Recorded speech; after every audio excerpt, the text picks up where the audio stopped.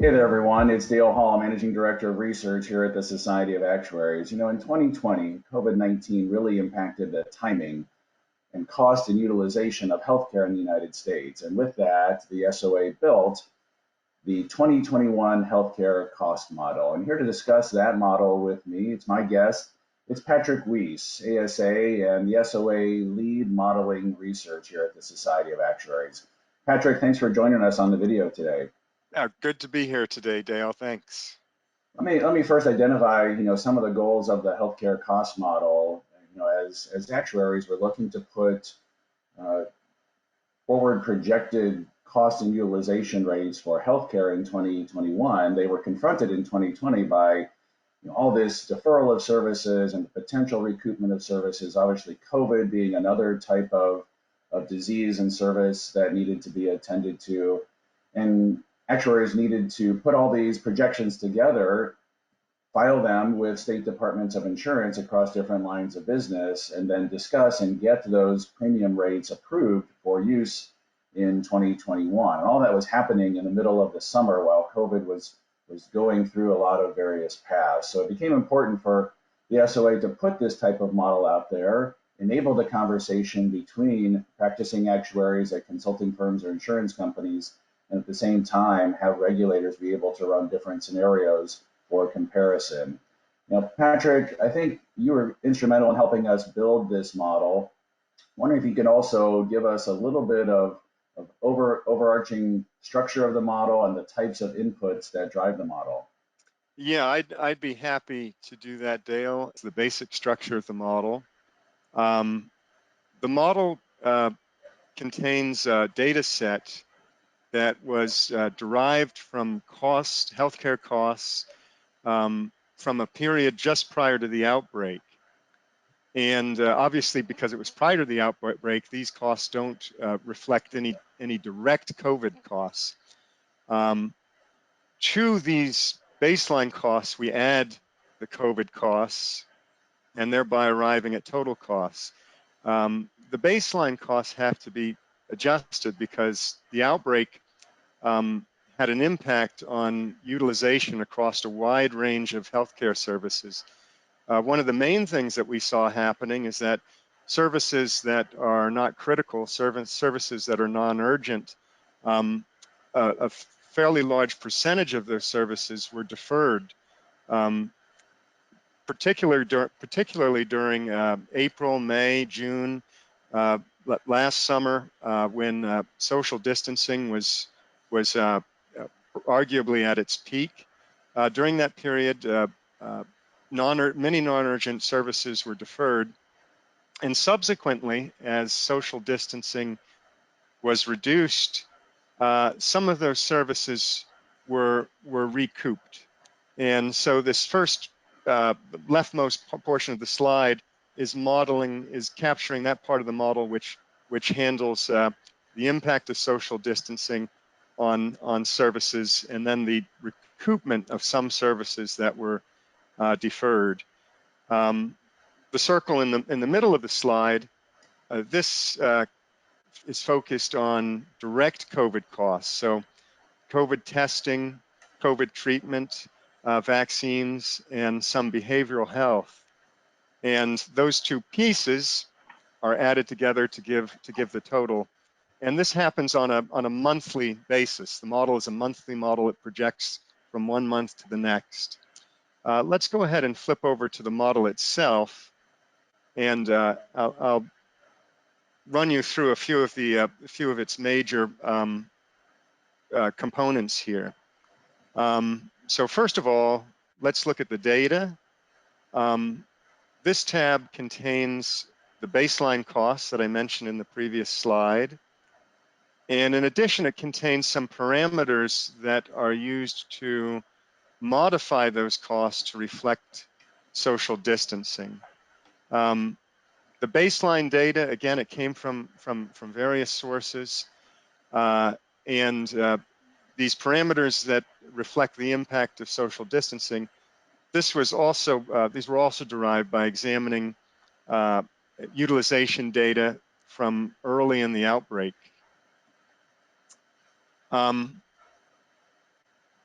let's flip now to what we call the models, or what I call the model steering wheel. This is the Run Forecast tab. This tab has parameters that allow you to set up a run and then execute that run. For example, we can choose a line of business, individual, small group, large group, Medicaid, Medicare Advantage. We can choose a rating area. So across the 50 states and Washington, D.C. We can choose a forecasting period. We can go out as far as 4 years. So if we wanted to, we could go to 2023. And there's a variety of other parameters. I'm just going to do a very simple simulation here. I'm going to run a stylized scenario. So this is not a real scenario. It's just a scenario that I set up for illustrative purposes. And this is a scenario where we have a single month of strong social distancing and no social distancing other than that. And so it's quite an artificial scenario, but it's useful for understanding how the model handles deferrals and then recoupments. And so let's go ahead and run this scenario. And we can look at the results. And what you see here on the left side of my screen is a monthly projection. And we're looking at projected costs as a percentage of a scenario in which the outbreak happened, in which the outbreak never happened, excuse me. So a value of 100% would mean that projected costs are equal to what we would have expected in the absence of an outbreak. And what we see here is in the month of heavy social distancing, a large drop in projected costs. Right. And then in subsequent months, a recovery of some of those costs. I'll run one more very quick forecast here. Let's look at something a little more realistic. This reflects the actual, or an estimate of actual social distancing and infection rates. And let's go out to 2022. And we run. And we now have a pattern that may more closely resemble what's actually happening in the healthcare market. We see a decline in health costs and health spending during the previous summer, then a rise, costs a little bit above the baseline level for a while, and then settling down in the long run to about 100%. So that gives you some sense of how the model works and how you can run a scenario.